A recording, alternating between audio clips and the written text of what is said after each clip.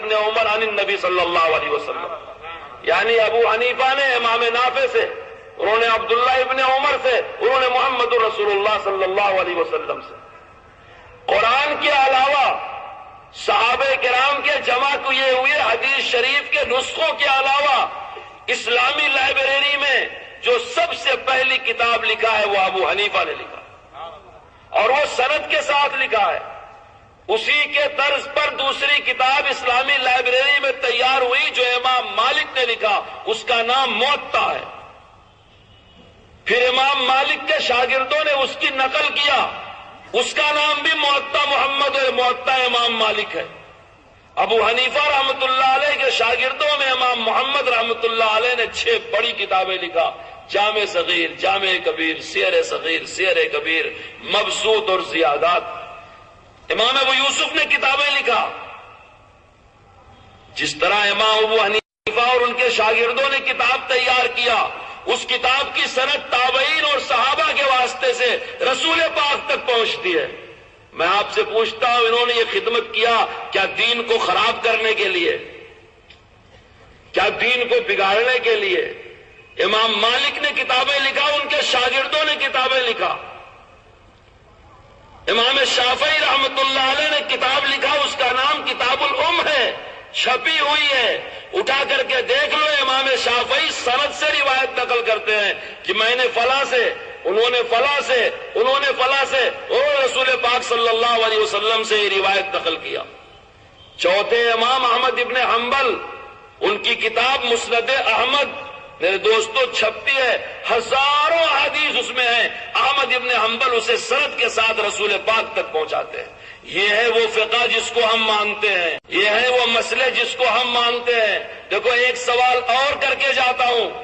جیسے ہماری فقہ رسول پاک تک پہنچتی ہے، صحابہ تک پہنچتی ہے، ہماری تفسیر رسول پاک تک پہنچتی ہے، ہماری حدیث رسول پاک تک پہنچتی ہے. ہمارے زمانے کے غیر مقلدین حدیث تفسیر کی کتاب کا مطالبہ نہیں کرتا، ایک نورانی قاعدہ جیسی کتاب پیش کر دیں جس کی سند حنفی واسطے کے بغیر رسول پاک تک پہنچا دیں.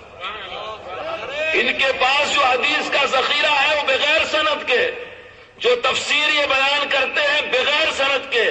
ان کی سب سے پہلی نماز کی کتاب صادق سیالکوٹی نے سیالکوٹ میں بیٹھ کر کے لکھا. ہماری نماز کی کتاب امام مالک نے مسجد نبوی میں بیٹھ کر کے تحریر کیا.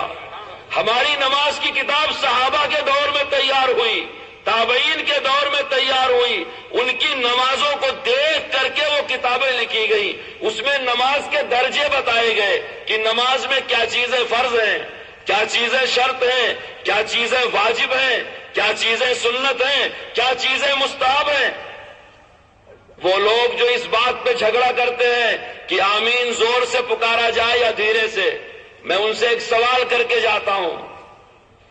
آمین کا پکارنا زور یا دھیرے سے یہ صرف سنت کا درجہ رکھتا ہے، لیکن التحیات نماز میں پڑھنا علماء کی یہاں واجب ہے. تم یہ بتاؤ التحیات زور سے پڑھا جائے کہ دھیرے سے؟ حدیث صحیح مرفوع متصل تمہارے اصول کے مطابق بخاری سے، مسلم سے، ترمذی سے، ابو داؤد سے، نسائی سے، تم اور تمہارے سارے علماء مل کر کے بتاؤ کہ التحیات جو حدیث شریف میں پڑھنے کا ذکر ہے وہ زور سے پڑھا جائے کہ دھیرے سے پڑھا جائے. ہم سے کہتے ہو آمین کے بارے میں بتاؤ کہ دھیرے سے پڑھنے کی روایت میرے دوستو 17 رکعتیں دن اور رات میں پڑھی جاتی ہیں، اس میں 11 رکعتیں دھیرے سے پڑھی جاتی ہیں، 6 رکعتیں زور سے پڑھی جاتی ہیں. ان 6 رکعتوں کے 6 آمین کے جھگڑے پر اتنا بڑا خلفشار کہ مسجد الگ بنا لیا، جماعت الگ بنا لیا، کمیٹی الگ بنا لیا، چیلنج کا اشتہار چھاپ دیا. اس امت کو کیا سمجھ رہے ہو؟ کوئی اس کا والی وارث نہیں ہے. اس امت محمدیہ کو لاوارث سمجھ رہے ہو. تم 6 رکعت کی آمین کے بارے میں الگ ٹکڑی بناتے ہو، تمہارے کو اوپر کوئی انگلی اٹھانے والا نہیں. ہم اپنے عامت المسلمین کو سمجھا رہے ہیں تاکہ ان کو اپنے دین پر شرح صدر ہو جائے، تو ہم کو فسادی بتایا جاتا ہے. ہمارے تمام چیزوں کی سند رسول پاک تک پہنچتی ہے. تمہارے دین کے کسی ٹکڑے کی سند یاد رکھو ہمارے بزرگوں کے بغیر رسول پاک تک نہیں پہنچ سکتی. میں آپ کو بتا رہا تھا کہ وہاں ایک سوال تھا کہ تقلید جائز ہے کہ ناجائز ہے. میں آسان لفظوں میں سمجھاتا ہوں. ماہر کی بات ماننے کو تقلید کہتے ہیں. عقل بھی اسے مانتی ہے, نقل بھی اسے مانتی ہے, قرآن سے بھی یہ ثابت ہے, سنت سے بھی یہ ثابت ہے. مثال لیجئے, بکری کا گوشت حلال ہے حرام ہے؟ کتے کا گوشت؟ تو بکری کا دودھ حلال ہوگا حرام ہوگا؟ اور کتے کا؟ وہ نہیں بولتے. بکری حلال تو اس کا دودھ بھی حلال, کتا حرام تو اس کا دودھ بھی. کتی کے دودھ کے لیے الگ سے دلیل تلاش کرنے کی ضرورت نہیں ہے. کتی نجس اور ناپاک تو اس کا دودھ بھی نجس ناپاک. بکری حلال اور پاک تو اس کا دودھ بھی پاک.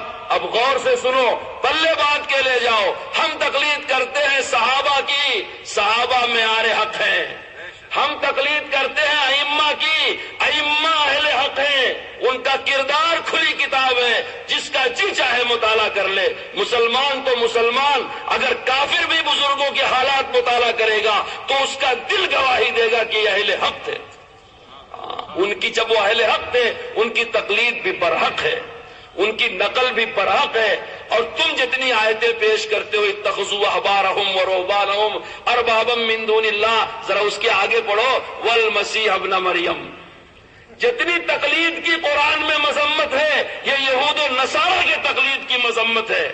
اہل ایمان کے لیے پھر لوگوں سوال کرتا ہوں, قرآن کریم کی ایک آیت کریمہ, رسول پاک صلی اللہ علیہ وسلم کی ایک حدیث صحیح مرفوع متصل تمام دنیا کے غیر مقلدین مل کر کے نہیں پیش کر سکتے, جس میں ائمہ اربعہ کی تقلید کو ناجائز اور حرام کہا گیا. ہاں, ہم ابو جہل کی تقلید نہیں کر رہے, ابو لہب کی تقلید نہیں کر رہے. ہم ان کی تقلید کرتے ہیں جو سلف صالحین ہیں, جو صحابہ ہیں, تابعین ہیں, ان کے شاگرد ہیں. ہمارا دین مستند, ہماری روایتیں مستند, ہمارے مسائل مستند, ہماری تمام چیزیں متواتر رسول پاک صلی اللہ تعالی علیہ وسلم تک پہنچتی ہیں. یہ جو تمہاری ٹکڑی بیچ میں سے نکلی ہے, تم تو قربانی کے 4 دن کے لیے بھی صحیح حدیث نہیں پیش کر سکے. ابھی اگر ہم مسئلہ پوچھنا شروع کریں ایک ایک چیز کا, اور ہر چیز کے جواب میں صحیح حدیث مانگیں, تمہارا کوئی حفظ اللہ نہیں پیش کر سکتا. میں ارشد سے کہتا تھا کہ بڑے جلسے کی ضرورت نہیں ہے, لوگوں کو سمجھاؤ, طالب الاسلام جیب میں رکھیں, ان کے علماء کرام کے پاس جائیں اور ان سے پوچھیں کہ ایک ایک مسئلے کے بارے میں ہم کسی امام اور مولوی کی بات نہیں سننا چاہتے. ہم مسئلہ پوچھتے ہیں, آپ قرآن کی آیت پڑھ کر کے بتا دو. ہم مسئلہ پوچھتے ہیں, آپ حدیث شریف پڑھ کے بتا دو. میں دکان کرتا ہوں فلاں چیز کی, میری دکان کے 10 طرح کے پرابلم اور مسائل ہیں, میں آپ سے مسئلہ پوچھتا ہوں, آپ نام لے کر کے قرآن کی آیت پڑھ دو جس آیت میں میرے مسئلے کا صراحتاً جواب ہو. میں کبھی کبھی کہا کرتا ہوں, ہمارے اس ملک میں کچھ بدعتی قسم کے لوگ بستے ہیں, کبھی کبھی وہ نعرہ لگاتے ہیں غوث کا دامن نہیں چھوڑیں گے, غوث کا, کم سے کم ان بیچاروں کے ہاتھ میں غوث کا دامن تو ہے. یہ ایسی یتیم جماعت ہے, اس کے پاس کسی کا دامن نہیں ہے. یہ صرف اعلان کرتے ہیں ہم قرآن اور حدیث پر عمل کرتے ہیں, ان کے اوپر کسی کے دامن کا سایہ نہیں ہے. انہیں قرآن سایہ دینے کو تیار نہیں, انہیں حدیث سایہ دینے کو تیار نہیں, انہیں سنت سایہ دینے کو تیار نہیں, انہیں صحابہ سایہ دینے کو تیار نہیں. کیوں؟ اس لیے کہ سب کی بے ادبی کرتے ہیں. ان کی کتابوں میں مسئلہ لکھا ہوا ہے, بغیر وضو کے قرآن چھو سکتے ہیں. اتنی بڑی بے ادبی قرآن کی کیا.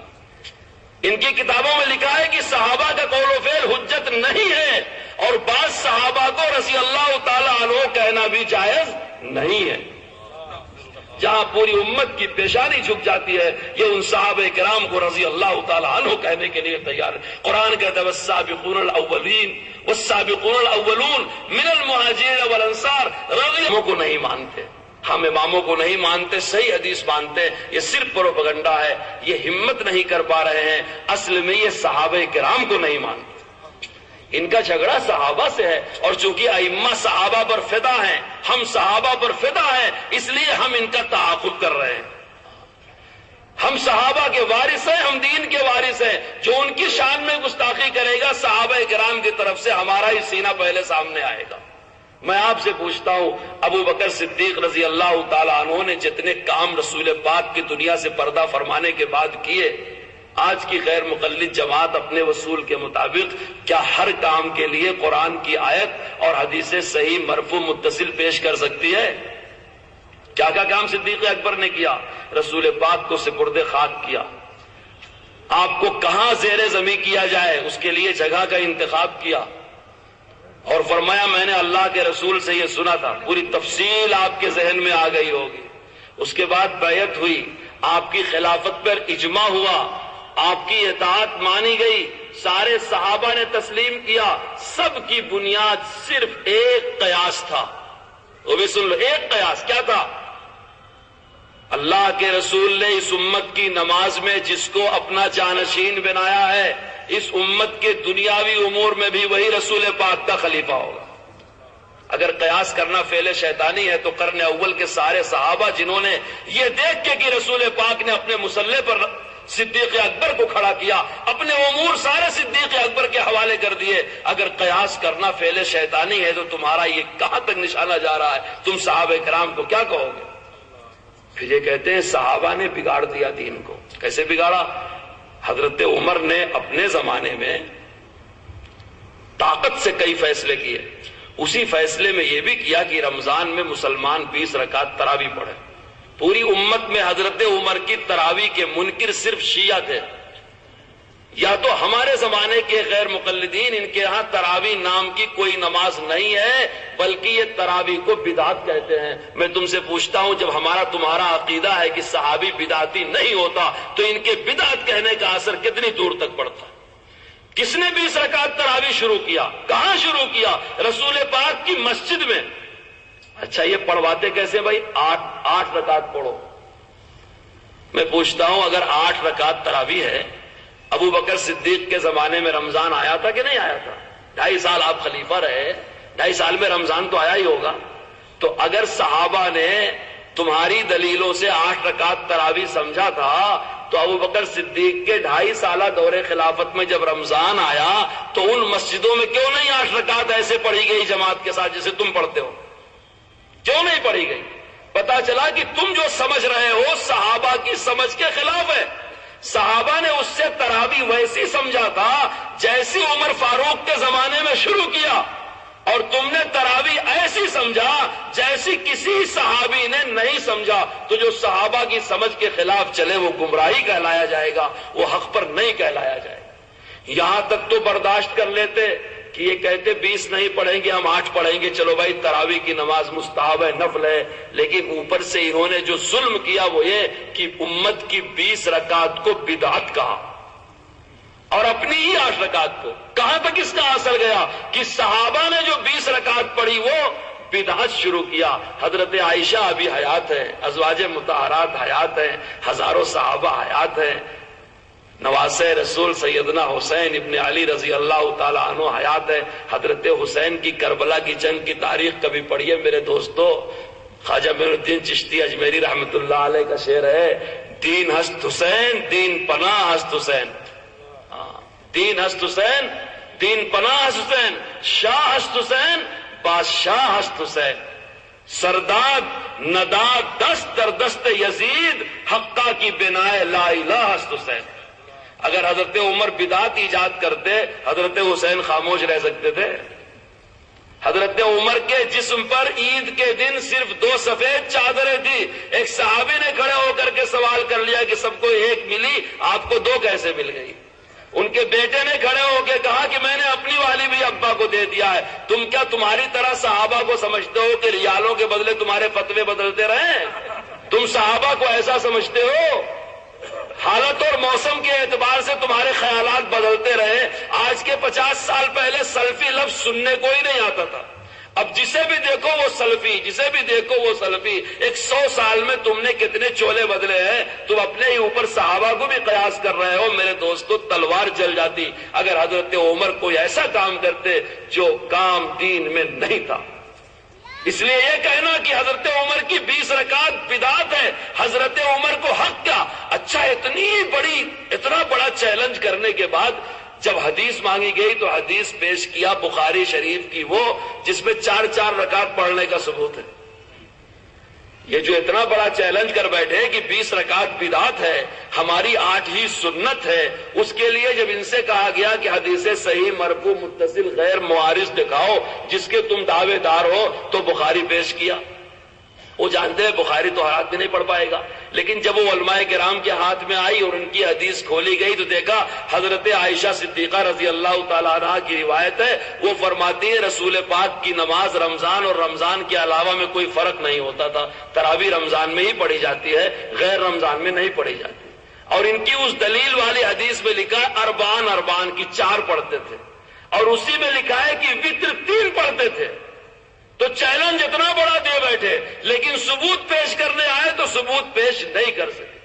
اس لیے ان کا اختلاف اماموں سے ہے، یہ صرف پروپیگنڈا کرتے ہیں، ان کا اختلاف صحابہ کرام سے، اور وہ اختلاف کی بنیاد یہ ہے کہ ان کے دماغ میں ایک خناس بسا ہوا ہے کہ امت نے جو درجہ صحابی کو دیا ہے کہ صحابی کی سمجھ حجت، صحابی کی فہم حجت، صحابی کا قول حجت، ہمارے مولوی کا بھی وہی درجہ ہونا چاہیے۔ جب ہم بتا دیں کہ نماز ایسی ہے تو ہم سے پھر کوئی دلیل کا مطالبہ نہ کرے، ہمارے فہم پر بھروسہ کرے، ہمارے فتوے پر بھروسہ کرے، ہمارے علاوہ کسی اور کے پیچھے جائے گا تو ہم اس کو مشرک کہیں گے، گمراہ کہیں گے۔ اگر کسی اور کی بات مان لیا تو تقلید کر لیا، لہذا مشرک ہو گیا۔ یہ عجیب بات، کسی بھی امام کی بات ماننے کو تقلید، اور تقلید کو یہ شرک کہتے ہیں، گویا کہ ساری امت مسلمہ ان کی نگاہ میں مشرک ہے۔ جیسے حضرت عمر کے فعل کو بدعت کہا، آپ کے ہاں مسجدوں میں شہر میں جتنی مسجدیں میسور میں ہیں، جمعہ کی نماز تو ہوتی ہوگی، ہوتی نہیں ہوتی بھائی؟ کتنی اذانیں ہوتی ہیں؟ 2 ہوتی ہے نا، اور نماز سے پہلے اقامت ہوتی ہے، تو 3 ہو گئی، 2 اذان 1 اقامت۔ غیر مقلدین کی مسجدیں یہاں ہیں، صرف 1 اذان ہوتی ہے جمعہ میں، 2 اذان نہیں ہوتی۔ کیوں؟ اس لیے کہ وہ کہتے ہیں جمعہ کی 1 اذان حضرت عثمان نے بڑھایا ہے، لہذا یہ بدعت ہے۔ ہاتھی کے دانت کھانے کے اور دکھانے کے اور۔ ان کا اختلاف صحابہ سے ہے، ائمہ سے نہیں ہے۔ پوری امت صحابی کی تقلید کرتی ہے، ائمہ نے صحابہ کے ہی فتاوے اور مسائل لکھے ہیں، صحابہ نے جو فیصلے کیے ائمہ نے اسے تحریر کیا، مدون کیا۔ اس لیے ہم لوگ یہ کہتے ہیں کہ ہم اس مسئلے میں حنفی ہیں، اس مسئلے میں شافعی ہیں، اس مسئلے میں مالکی ہیں، اس مسئلے میں حنبلی ہیں، اس کا مطلب یہ نہیں کہ ہم صحابہ کرام سے الگ ہیں۔ جتنی قریب ترین نسبت کا تذکرہ کیا جاتا ہے اتنا ہی آدمی کا تعارف آسانی سے ہوتا ہے۔ یہ جو طبقات میں لوگ بٹے ہوئے ہیں یہ اختلاف کی بنیاد پر نہیں، تعارف کی بنیاد پر ہے۔ مثلا کوئی مسلمان حنفی، شافعی، مالکی، حنبلی ہے، میرے دوستو یہ کفر و شرک کا اختلاف نہیں بلکہ یہ تعارف کا ہے۔ جیسے ایک ملک کے کئی ریاستیں اور کئی صوبے ہوتے ہیں اور ایک صوبے کے کئی ضلع ہوتے ہیں، ان میں تقسیم ہونا تعارف کا ذریعہ ہے، مخالفت کا ذریعہ نہیں ہے۔ قریب قریب نسبتیں ذکر کی جاتی ہیں تعارف کے لیے۔ میں آپ سے ایک بات پوچھتا ہوں، سارے انسان آدم علیہ السلام کی اولاد ہیں کہ نہیں ہیں؟ اور قرآن کریم میں یہی کہا گیا ہے بنی آدم، یا سب آدم کی اولاد تھا۔ تو آپ جب فارم بھرتے ہیں تو کیا لکھتے ہیں؟ عبداللہ بن آدم، کیا لکھتے ہیں؟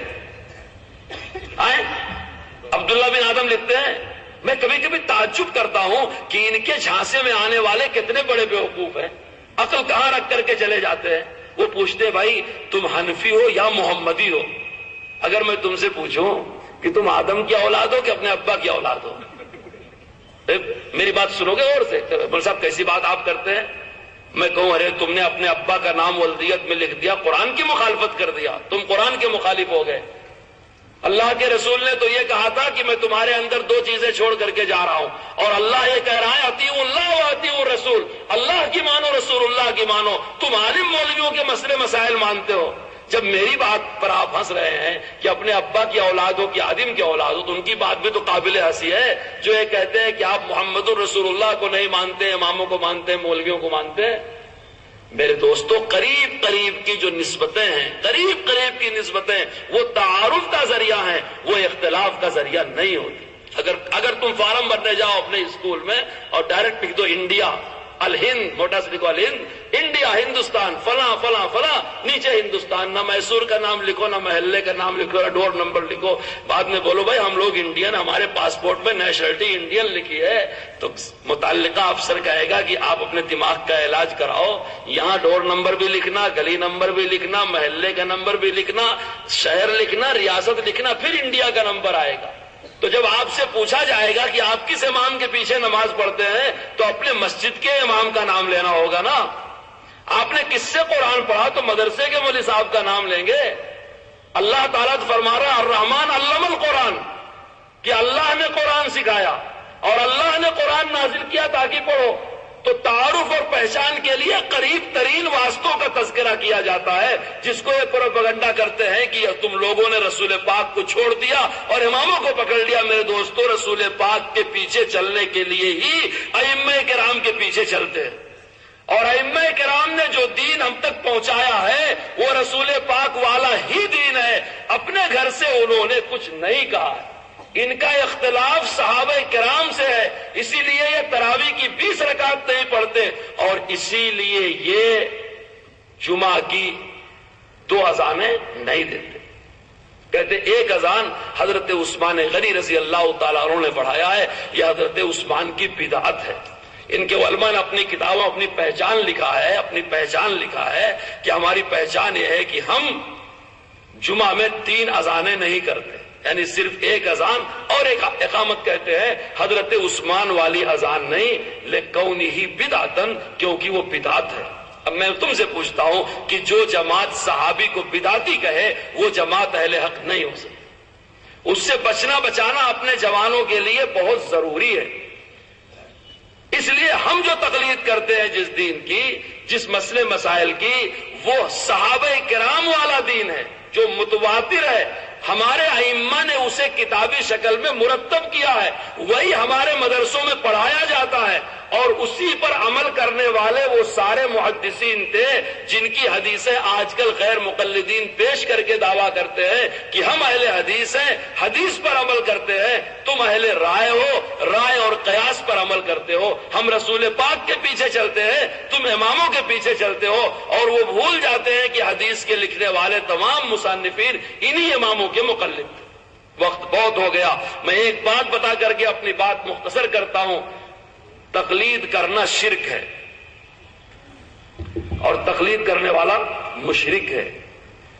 میرے دوستو، ایک مسلمان کو مشرک سے بڑی اور کوئی گالی نہیں دی جا سکتی۔ ایک ایمان والے کو مشرک سے بڑھ کر کے اور کوئی گالی اس کے لیے نہیں ہو سکتی۔ اللہ شرک تو معاف نہیں کرے گا۔ ہم مشرک ہیں اس لیے ہم غیر معتبر ہیں، کیونکہ ہم تقلید کرتے ہیں۔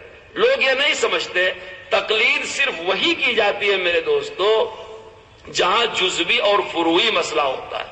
اللہ کو ایک ماننے میں کسی کی تقلید ہے، رسول اللہ کو ماننے میں کسی کی تقلید ہے۔ ہمارے عقائد اور مسائل کا 80% حصہ ہے کہ مسلمان بغیر تقلید کے اسے مانتا ہے۔ ہاں اتنا بھروسہ کرتا ہے کہ جن لوگوں نے یہ نقل کیا ہے وہ اہل حق تھے۔ آپ سمجھ رہے ہیں میری بات؟ اگر اہل حق کا واسطہ بیچ سے ہٹ جائے تو ہم کو یہ صحیح دین نہیں پہنچ سکتا تھا۔ ہم اس میں اس معنی کر کے تقلید کرتے ہیں کہ اس کے نقل کرنے والوں کو اہل حق سمجھتے ہیں، اس کا تسلسل تواتر کے ساتھ رسول پاک تک پہنچتا ہے۔ صرف 20% مسئلے ایسے ہیں جس میں علماء میں، ائمہ میں صحیح اور اصح کا اختلاف ہے۔ یہ صحیح، یہ اصح، اس کو ہمارے اردو میں کیا کہتے ہیں؟ بہتر اور بہترین کا اختلاف ہے۔ کیا ہے بھائی؟ بہتر اور بہترین کا اختلاف ہے۔ امت کہتی ہے کہ اس معاملے میں امام شافعی کی رائے بہتر ہے، احمد ابن حنبل کی بہتر ہے، امام مالک کی بھی، ان کا بھی فتویٰ بہتر ہے، لیکن ابو حنیفہ کی رائے بہترین ہے۔ کیوں بہترین ہے؟ کیونکہ ابو حنیفہ کا واسطہ رسول پاک تک بہت تھوڑا ہے، اور ابو حنیفہ رحمت اللہ علیہ کا مسئلہ مانا جائے گا تو انشاءاللہ کہیں ٹھوکر نہیں لگے گی، اور بیک وقت ساری حدیثوں پر عمل ہو جائے گا۔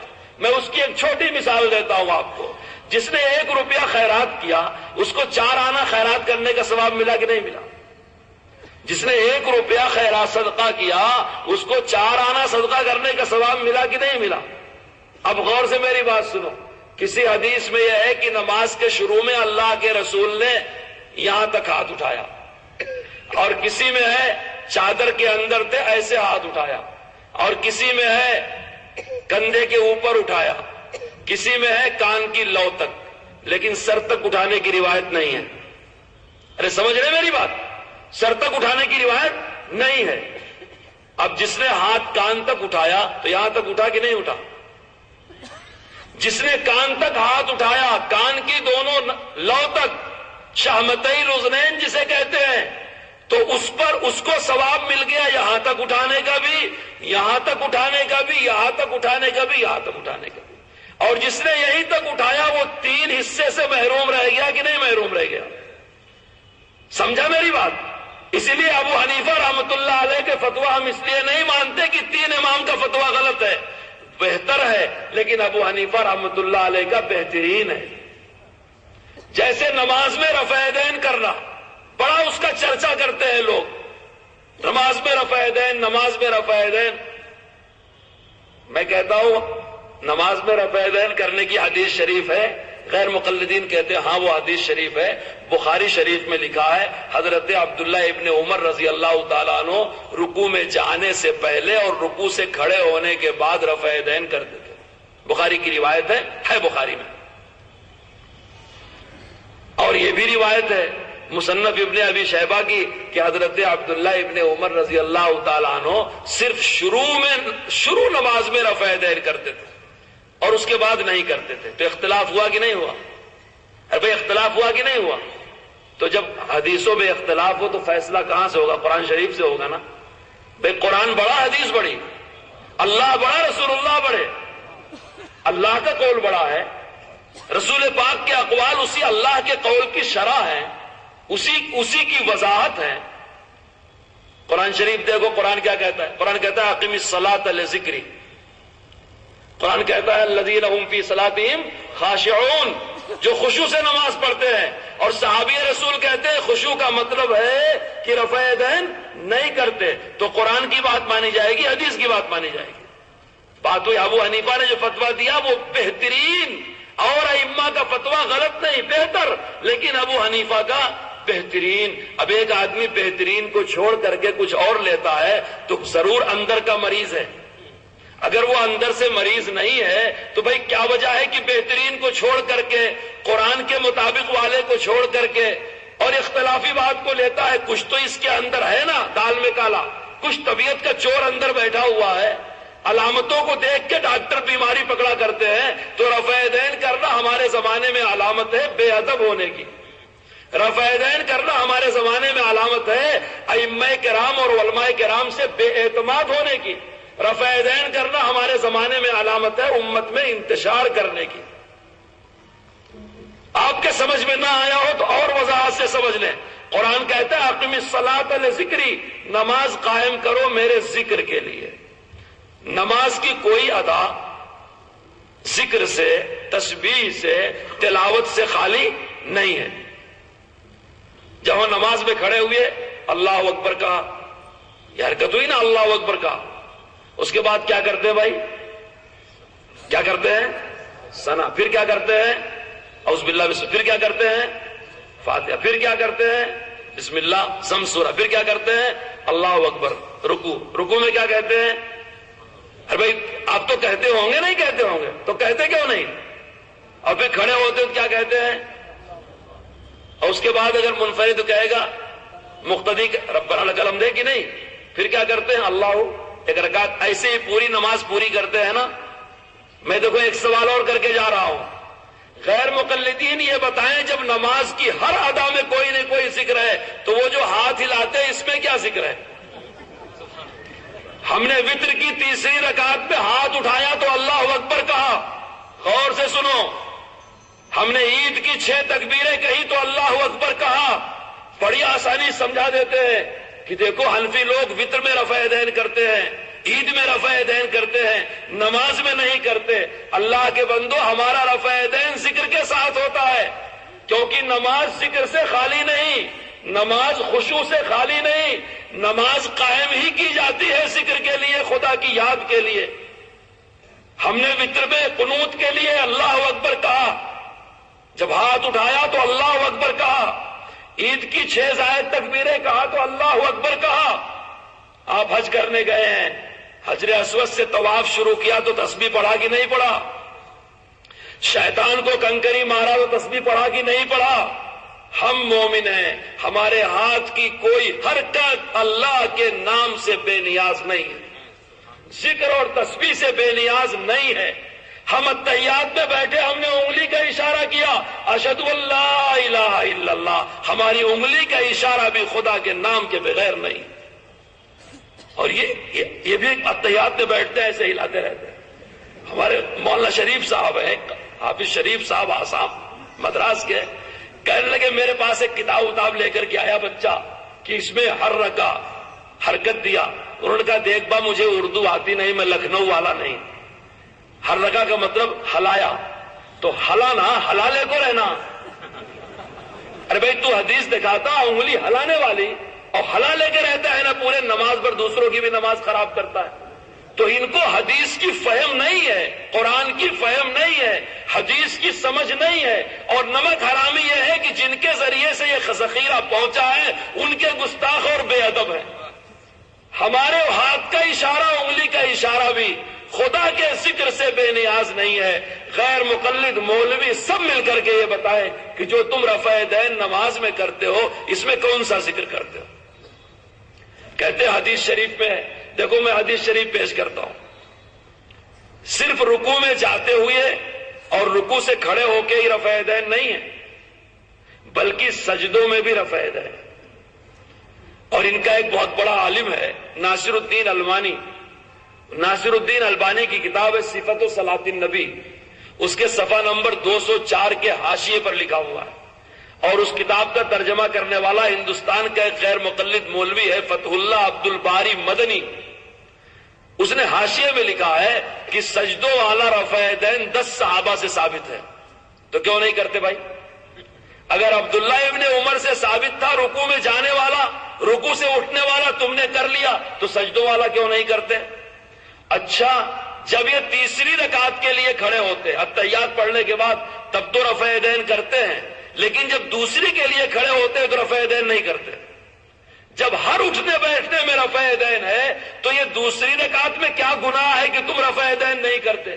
کہتے ہیں کہ اس میں یہ ہے کہ 2 رکعتوں کے بعد رفع دین ہے اور 2 سجدوں کے بعد رفع دین نہیں ہے۔ دیکھو میں حوالہ دے کے جاتا ہوں، امام بخاری نے اپنی بخاری میں حضرت عبداللہ ابن عمر والی روایت نقل کیا ہے کہ رکوع میں جاتے ہوئے اور رکوع سے کھڑے ہو کے رفع دین کیا۔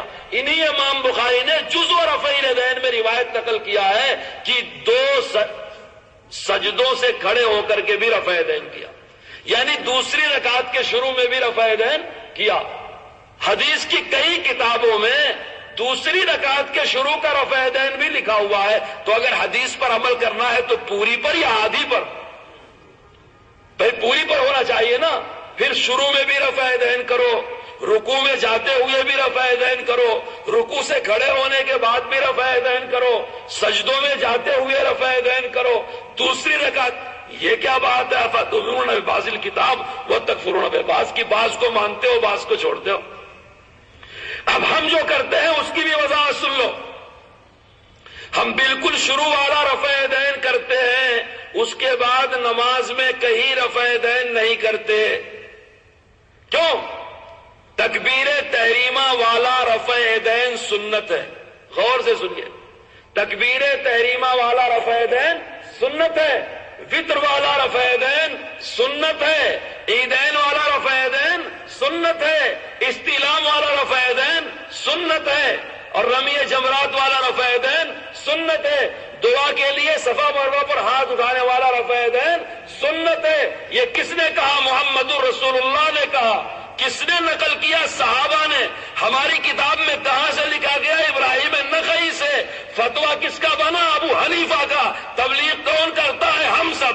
اگر تم میں ہمت ہے تم بھی ایسے مستدل پیش کر دو کہ تمہارا ہاتھوں کا ہلانا بھی سنت ہے. اللہ کے رسول نے کہا ہو کہ یہ سنت ہے، اور رکوع میں جاتے ہوئے سنت ہے، کھڑے ہوتے ہوئے سنت ہے، مگر سجدوں میں سنت نہیں ہے. تم بھی ثابت کرو. تم چوروں کی طرح کتابیں یہاں وہاں کیوں دکھاتے پھرتے ہو اور دوسری باتیں کیوں کرتے ہو موضوع سے ہٹی ہوئی؟ ایک مضمون کی بات کرو. ہمارے علماء سے ملو اور ان کو مل کر کے تمہاری غلط فہمیاں دور کر لو. پوری امت مسلمہ کے پاس، اہل سنت والجماعت کے پاس جو دین ہے میرے دوستو، یہ متواتر ہے، یہ مستند ہے، اس کا ہر جز شریعت اور دین ہے، اور وہ پورا ہمارے پاس ہے. ان کے پاس جھگڑوں کے چند مسئلوں کے علاوہ کچھ نہیں. انتشار یہ پیدا کر رہے ہیں امت میں. ان چند مسئلوں کو برداشت کیا جا سکتا ہے اگر یہ شرارت نہ کریں، لیکن یہ ان چند مسئلوں کے لیے الگ کمیٹی بناتے ہیں، الگ مسجد بناتے ہیں، الگ جماعت بناتے ہیں، اور ایسا پیش کرتے ہیں جیسے کہ پوری امت اسلام کے خلاف ہے. یہی اسلام اور مسلمانوں کے وارث اور ہمدرد ہیں. میں سمجھا رہا تھا کہ ایک مسلمان کو جو سب سے بڑی گالی دی جا سکتی ہے اسے مشرک کہا جا سکتا ہے. حدیث کو جو صحیح اور ضعیف آپ لوگ بھی سنتے ہوں گے بہت دن سے، یہ حدیث صحیح، یہ حدیث ضعیف. اللہ کے رسول صلی اللہ علیہ وسلم نے جتنی باتیں فرمائی سب صحیح فرمائی کہ ضعیف بھی فرمائی؟ اللہ کے رسول نے جتنی باتیں کہی وہ سب باتیں صحیح ہیں یا کچھ اس میں ضعیف بھی ہیں؟ رسول پاک کا اشارہ، بات تو بہت بڑی بات میرے دوستو، آپ کے انگلی مبارک کا اشارہ صحیح، اور اتنا صحیح کہ چاند کے ٹکڑے ہو گئے. جس نبی کے انگلی کا اشارہ اتنا صحیح ہو کہ چاند ٹکڑے ہو جائے، پتھر کا جگر پھٹ جائے، اس کی بات ضعیف نہیں ہو سکتی. حدیث ضعیف ہوئی کیوں؟ نقل کرنے والا غلط تھا. سمجھے آپ میری بات؟ وہ غلطی آئی کہاں سے؟ صحابہ کے بعد سے آئی. تو ابو حنیفہ رحمت اللہ علیہ نے یا آپ کے معاصر ائمہ کرام نے جب اپنا فتویٰ لکھا تو قرآن و حدیث کی روشنی میں ہی لکھا، اور جب حدیث ضعیف ہوئی تو ان کے زمانے کے بعد ہوئی، کیونکہ ان کے زمانے میں نیک لوگ زیادہ تھے، امانت دیانت والے زیادہ تھے.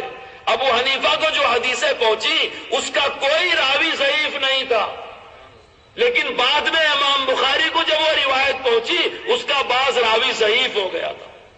اسی لیے بخاری شریف اٹھا کر کے دیکھ لو، امام ابو حنیفہ رحمت اللہ علیہ کو پہنچنے والی حدیث بھی صحیح ہے اور ابو حنیفہ کو پہنچنے والی فقہ بھی صحیح ہے. ابو حنیفہ رحمت اللہ علیہ نے اپنی فقہ کو سند کے ساتھ بیان کیا ہے. فقہ کی سند کا کوئی راوی ضعیف اور متہم نہیں ہے. امام بخاری رحمت اللہ علیہ نے اپنی حدیث تو سند سے بیان کیا لیکن اپنی فقہ سند سے نہیں بیان کیا. اس لیے تقلید بخاری کی نہیں ہوگی، ابو حنیفہ رحمت اللہ علیہ کے فقہ کی ہوگی. اگر حدیث کے نقل کرنے والا کوئی آدمی بد اخلاق ہے، جھوٹ بولتا ہے، غلط کار ہے، تو کہتے ہیں اس کی نقل کی وجہ سے یہ حدیث ضعیف ہو گئی. اس میں جیسا عیب ہوگا حدیث کا درجہ بھی ویسا ہوگا. اس لیے ایسا کوئی اصول نہیں ہے کہ ضعیف حدیث ساری کی ساری ردی کی ٹوکری میں ڈال دی جائے اور صحیح حدیث سے ایک دین بنایا جائے اور اس کی تبلیغ کی جائے. دین پہلے نازل ہوا ہے، حدیثیں بعد میں نقل کی گئی. نماز پہلے پڑھی گئی ہے، بخاری بعد میں لکھی گئی ہے. صحابہ کرام اور صحابہ کے شاگرد پکے نمازی تھے. امت نے بخاری لکھنے کے بعد نماز نہیں شروع کیا. امت میں نماز غار حرا سے چلی ہے، قیامت تک چلتی رہے گی. بخاری تھی دنیا میں تب بھی یہ امت نماز پڑھتی تھی، اور بخاری نہیں رہے گی تب بھی یہ امت نماز پڑھے گی. اس لیے ہمارا دین حدیث کی کتابوں کا مرہون منت نہیں، بخاری کا مرہون منت نہیں، یہ اہل سنت کا دین ہے، سنتوں کا مرہون منت ہے. اور سنت صحیح اور ضعیف نہیں ہوتی، بلکہ جتنی سنتیں ہیں سب صحیح ہوتی ہیں اور محمد رسول اللہ صلی اللہ علیہ وسلم کو محبوب اور مرغوب ہوتی ہے. اسی پر امت کو چلنا اور اسی پر امت کو عمل کرنا. ہماری نماز اور ہمارا دین حدیث کے مطابق ہونا ضروری نہیں. یہ آپ کو دھوکہ دیا جاتا ہے جو کہا جاتا ہے کہ نماز حدیث کے موافق ہونی چاہیے. ایک مسلمان کی زندگی سنت کے موافق ہونی چاہیے. مسلمان معلوم یہ کرے گا سنت کیا ہے، پیدا ہو تو کیا سنت ہے، شادی ہو تو کیا سنت ہے، ختنہ ہو تو کیا سنت ہے، موتا ہو تو کیا سنت ہے. ہر عمل میں مسلمان سنت پر عمل کا مکلف ہے، حدیث پر عمل کا مکلف نہیں ہے. سنت پر عمل کا حکم رسول اللہ نے دیا ہے، علیکم بسنتی فرمایا. سنت پر عمل کا حکم اللہ نے دیا ہے، وَلَكُمْ فِي رَسُولِ اللَّهِ أُسْوَةٌ حَسَنَةٌ کہا. حدیث پر عمل کا حکم نہ اللہ نے دیا ہے نہ رسول اللہ نے دیا ہے. حدیث پاک ایک ذخیرہ ہے جسے محدثین نے اکٹھا کیا ائمہ کرام کے فتاوے کی تائید کے لیے اور محمد رسول اللہ صلی اللہ علیہ وسلم کی ایک ایک ادا کو اور دین کے ایک ایک جزو و کل کو محفوظ رکھنے کے لیے حدیث شریف کی کتابیں مدون اور مرتب کی گئی. اگر کسی حدیث کا راوی جھوٹا تھا تو وہ حدیث ضعیف ہو گئی، کسی حدیث کا راوی وعدہ خلاف تھا تو وہ حدیث ضعیف ہو گئی. اور اگر حدیث کا راوی مشرک ہو تو، شرک کرنے والا ہو تو صحیح ہوگی ضعیف ہوگی؟ اگر حدیث کا نقل کرنے والا مشرک ہو تو وہ حدیث صحیح ہوگی ضعیف ہوگی؟ ضعیف ہی تو ہوگی نا. اب اگر تقلید کرنا شرک ہے تو تقلید صحابہ نے کیا، تقلید تابعین نے کیا. اس امت میں جتنے غیر مجتہدین گزرے ہیں، امت کے دو طبقے ہیں. ایک ان راسخین فی العلم کا جو مجتہدین ہیں، مسائل کو اس کے دلائل سے سمجھتے ہیں، ان کے ذمہ فرض ہے اجتہاد کرنا. اور جو لوگ اس درجے پہ فائق نہیں ہیں، قرآن کہتا ہے فاسألوا اہل الذکر، نہ جاننے والے جاننے والوں سے پوچھ لیں. ان کے ذمہ ہے مجتہدین کی اطاعت، اتباع اور تقلید کرنا. اس لیے دو ہی طبقہ اس امت میں ہمیشہ رہا ہے، یا تو مجتہدین کا یا تو مقلدین کا. دیکھو میں ایک سوال اور کر کے جاتا ہوں. غیر مقلدین سب مل کر کے صحابہ کرام کے دور سے لے کر کے خیر القرون کے بعد تک کسی ایک صحابی، کسی ایک تابعی، کسی ایک تبع تابعی، کسی ایک امام، کسی ایک امام کے شاگرد، کسی ایک مفسر، کسی ایک محدث کے بارے میں قرآن حدیث سے نہیں دلیل مانگ رہا ہوں، تاریخ کے مسلمہ شواہد سے یہ ثابت کریں فلان لا یجتہد ولا یقلد وکان غیر مقلد، کہ یہ فلاں آدمی نہ تو مجتہد تھا نہ تقلید کرتا تھا، بلکہ یہ ہمارے ہی جیسا منکر فقہ اور غیر مقلد تھا. امام بخاری کے بارے میں سوال ہے، یہ ثابت کر دو کہ امام بخاری نہ تو مجتہد تھے نہ تو مقلد تھے، ہماری طرح فقہ کا انکار کرنے والے غیر مقلد تھے. امام بخاری تو اپنی کتاب میں اماموں کی فقہ کو نقل کرتے ہیں، قال مجاہد، قال فلا، قال فلا. امام ترمذی اپنی کتاب میں نام لے لے کر کے ائمہ کے فتاوے نقل کرتے ہیں، اور آج کا غیر مقلد اماموں کو گمراہ کہتا ہے، ان کے پیچھے چلنے والوں کو گمراہ کہتا ہے. وہ تو تقلید کرنے والے کو ائمہ متبوعین کہتے ہیں، اپنے سے بڑا مانتے ہیں، ان کو امام مانتے ہیں، ان کے پیچھے چلنے والوں کو ان کا مقلد. اگر تقلید کرنا شرک ہوتا تو امام بخاری کی ذمہ داری تھی کہ جیسے بخاری میں انہوں نے سب حدیثیں نقل کیا، ایک چاپٹر لکھتے کہ ائمہ اربعہ کی تقلید کرنا شرک ہے، اس کے نیچے حدیث لکھتے. اتنا تو ہر آدمی سمجھ سکتا ہے کہ ابو حنیفہ رحمۃ اللہ علیہ دنیا میں پہلے پیدا ہوئے، ان کے فالوورز پہلے پیدا ہوئے، ان کی اتباع کرنے والے پہلے پیدا ہوئے، امام بخاری اس کے بعد پیدا ہوئے. اتنا تو سب لوگ جانتے ہیں. اگر ابو حنیفہ رحمۃ اللہ علیہ کی تقلید کرنا شرک تھا تو امام بخاری کے ذمہ یہ فرض تھا کہ وہ اپنی کتاب میں ایک باب باندھتے، ایک ہیڈنگ لگاتے اور امت میں پیدا ہونے والے اس فتنے کو سب سے پہلے اصلاح کی فکر کرتے. مگر وہاں تو بخاری میں اماموں کے فتاوے احترام سے نقل ہو کر کے ملتے. امام ترمذی کے ذمہ یہ فرض تھا. امام ترمذی کا انتقال 3 صدی ہجری میں ہوا. انہوں نے اپنی کتاب میں اماموں کے فتاوے نقل کیے. ان کے ذمہ یہ تھا اگر امام کو ماننا تقلید تھا اور تقلید شرک تھا تو ان کے ذمہ یہ تھا کہ اپنی کتاب میں لکھتے کہ یہ جو شرک کا راستہ امت میں شروع ہو گیا ہے، اس کو بند کرنا سب سے بڑا جہاد اور سب سے پہلا فرض ہے. میرے دوستو، بات توجہ کرنے سے سمجھ میں آتی ہے. اگر تقلید کرنا شرک ہے اور تقلید کرنے والا مقلد مشرک ہے، تو تم کیا کہنا چاہتے ہو؟ حدیث کی کتابیں لکھنے والے اماموں کے مقلد وہ مشرک تھے، پھر امام بخاری مشرک ہوں گے، امام ترمذی مشرک ہوں گے، امام مسلم مشرک ہوں گے، امام نسائی مشرک ہوں گے، امام ابو داؤد مشرک ہوں گے۔ یہ جتنے محدثین، جتنے مفسرین، جتنے میرے دوستوں بڑے بڑے فقہا گزرے ہیں، سب نے کسی نہ کسی کی تقلید کیا ہے۔ اگر تقلید کرنا شرک ہے تو یہ ماننا پڑے گا کہ دین کا جو ذخیرہ ہم تک پہنچا ہے یہ مشرکوں نے نقل کر کے پہنچایا، حتیٰ کہ قرآن کریم جو ہم تک پہنچا ہے یہ مشرکوں نے نقل کر کے پہنچایا ہے، کیونکہ قرآن کی قرأتوں کو نقل کرنے والے ائمہ قرأت وہ اماموں کے مقلد تھے۔ اور یہ جو بات پھیلائی جا رہی میرے دوستو، ایک ہی امام کو کیوں مانتے ہیں؟ ایک ہی صاحب ایک ہی امام کو اس لیے مانتے ہیں کہ ہم در بدر پھرنے والے نہیں ہیں۔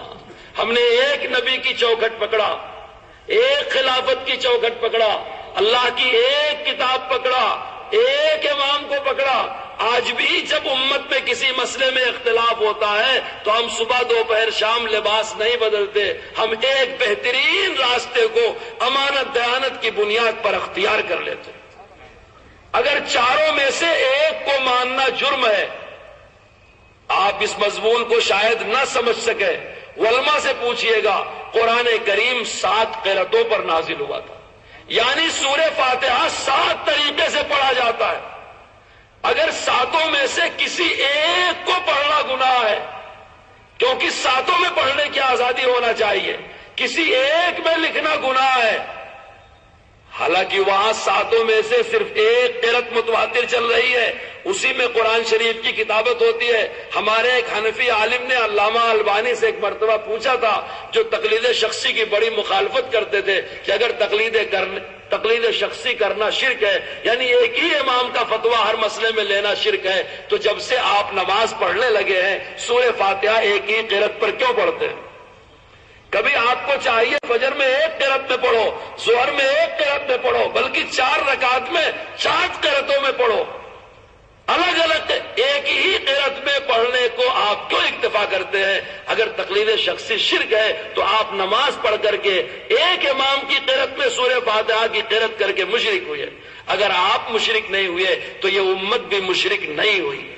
اس لیے میرے دوستو تقلید شرک نہیں ہے، بلکہ تقلید، علامہ اقبال نے بڑی اچھی بات کہی ہے، مانے تقلید ضبط ملت است، راہ آبا رو کی راہ جنت است، راہ آبا رو کی راہ جنت است، مانے تقلید ضبط ملت است، کہ باپ دادا کے راستے پر چلو یہ جنت کا راستہ ہے۔ اسی راستے پر صدیق اکبر چلے، عمر فاروق چلے، عثمان غنی چلے، علی المرتضیٰ چلے، حضرت حسنین کریمین چلے، ہمارے سارے ائمہ اکابر اولیاء اللہ اسی جنت کے راستے پر چلے، ہم بھی انہی کے پیچھے اسی جنت کے راستے پر چل رہے ہیں، اور اللہ نے اسی کا حکم دیا واتبع سبیل من اناب الیہ، اور اسی میں اس امت کے نظم و نسق اور اس کی حفاظت بھی ہے، اس میں اس امت کی قوت بھی ہے۔ ہر آدمی الگ الگ طرح 1.5 اینٹ کی مسجد بنا لے، ایک ایک بات پر عمل کرنے کی وجہ سے الگ الگ فرقہ بنا لے تو امت میں انتشار ہوگا۔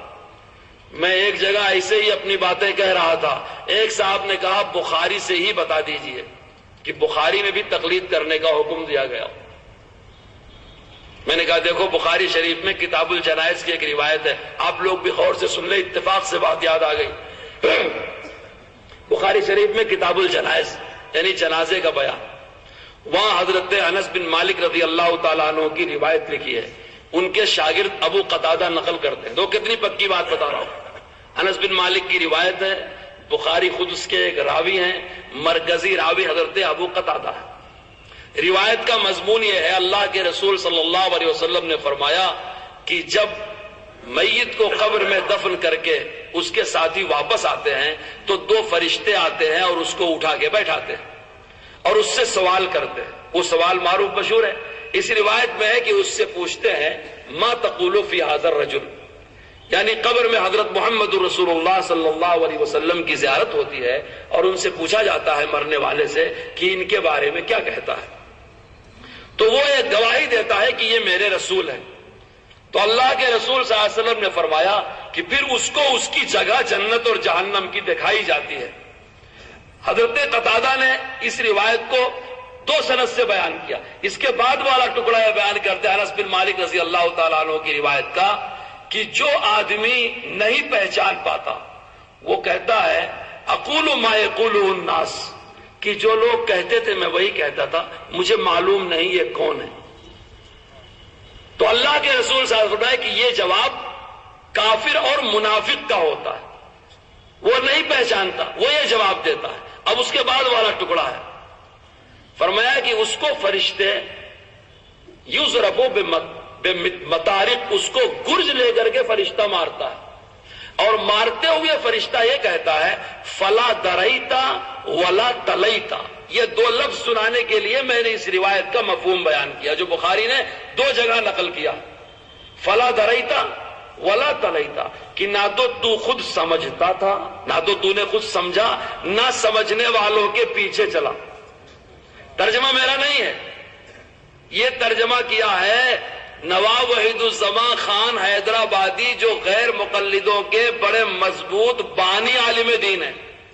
انہوں نے اپنی بخاری میں کتاب الجنائز میں بخاری کے ترجمے میں یہ حدیث نقل کیا، اور دونوں جگہ اس کا یہی ترجمہ کیا کہ نہ تو نے خود سمجھا، نہ سمجھنے والوں کے پیچھے چلا۔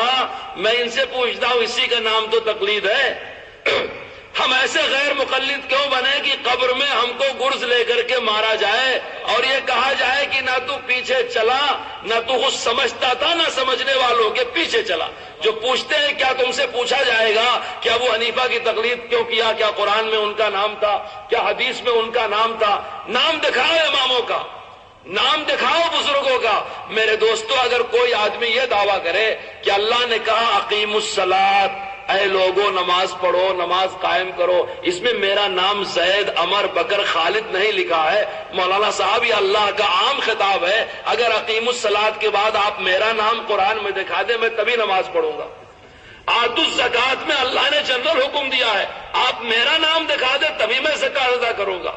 اتم الحج والعمرۃ للہ میں اللہ نے جنرل حکم دیا ہے، آپ میرا نام دکھائیں۔